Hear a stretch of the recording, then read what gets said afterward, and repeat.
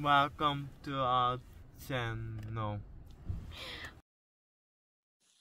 Welcome back again to our channel, Mem and Cern.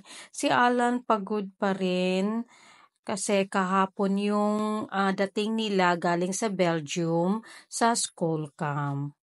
So, nakaplan na kasi today na pupunta kami sa Almira. But before that, magpagasolina muna si Derek kasi yung biyahe namin 1.5 hours. So, stay tuned guys!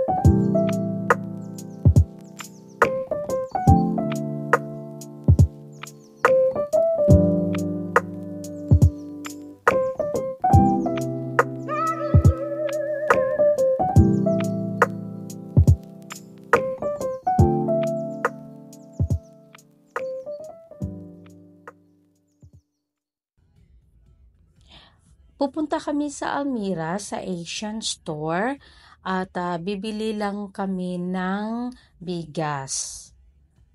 Pero syempre, dala na rin pasyal.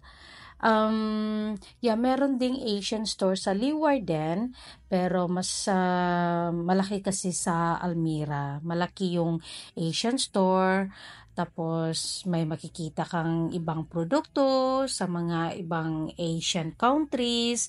So, tingin-tingin lang. Enjoy na enjoy talaga si Alan pag nasa France siya kasi makapili siya ng music na gusto niyang pakinggan at the same time yung mga videos. So, paborito talaga niya yung pwesto na sa front. Nandito na kami sa parking area sa Almira at busy na guys kasi may market din dito every Saturday.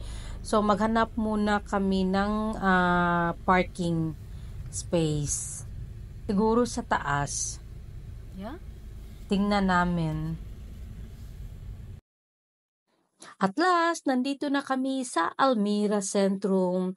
Ang Almira is one of the biggest city here in Holland. At ito talaga ang choice namin kung pupunta kami sa ibang place, lalo na kung pupunta kami sa Asian store. At ito ay very convenient din pag mag-train kami ni Alan, walking distance lang from train station to the Asian store at sa iba pang mga tindahan. Lalo na kung marami kang bit-bit. And dalawa din yung Asian store dito sa Almira.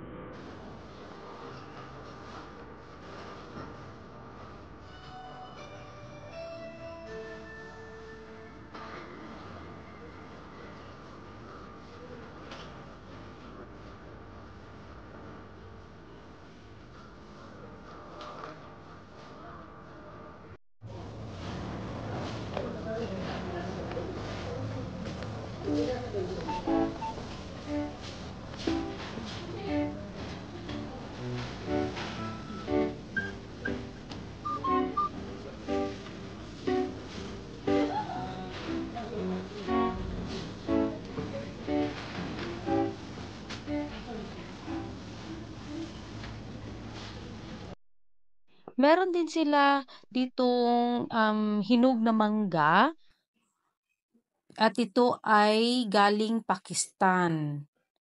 At kailangan talaga 1 box ang bibilin mo, hindi pwede isa. Sayang, no? Hindi naman 1 box yung bibilin ko, ako lang naman ang kakain. So, next time na lang. Meron ding mga iba't ibang prutas. Usually, galing Pakistan yung saging na ginagamit or kung magluluto ng turon, banana turon, mga iba't ibang klaseng gulay, mga pechay, kangkong, mga spinach, galing ding mga Asian countries. Mga bigas, syempre, mga iba't ibang klase ng bigas. Hello, welcome guys to our channel. Nandito na po tayo sa bahay at ipapakita ko sa inyo ang nabili namin sa Almira, sa Asian Store. Ito, hindi po to sponsor ha. Ito nabili namin 9 kilo na bigas. Alam nyo naman, rice is life. At itong 9 kilo, aabot ito ng 6 months. Ako lang naman ang kakain. Sa gabi lang. Si Alan kumakain din ng rice, pero twice a month lang. So, syempre, pag Asian store, marami kang makikita na mga Philippine products or Philippine food. Ito, nakita ko, clover. 2 clover binili ko kasi my favorite chips. Hindi naman everyday. Once a month, okay na. At yung Canton noodles at kalabasa. Pero hindi ko pa alam kung paano to lulutuin. Alam ba ninyo kung paano to lulutuin, guys? May mga recipe kayo, yung masarap sa kalabasa. Ilagay nyo lang po sa comment section. At ito is sayote. Sayote, di ba? Pasensya na po kasi sa Pilipinas, si mama lang po ang nagluluto ng mga ulam namin. So, hindi ko po alam lahat ng mga ibang klase ng gulay. At natuto din akong magluto ng mga Filipino foods dito na sa Holland. So, yeah, I'm sure ito ay sayote. And, yung biyahe namin 1.5 hours, yung pinaka-importante lang talaga is yung bigas. Pero dala na rin pasyal-pasyal sa Almira. Meron din ditong Asian store sa Leeuwarden, pero mas mabuti talaga, mas maganda yung malaking Asian store, di ba? Marami silang Filipino products at yung mga iba't ibang mga products sa Asia countries. So, that's all for today, guys. Sana nag-enjoy kayo sa video namin. And see you our next vlog. And please subscribe our channel kung hindi pa po kayo nakasubscribe. Thank you for watching. Bye!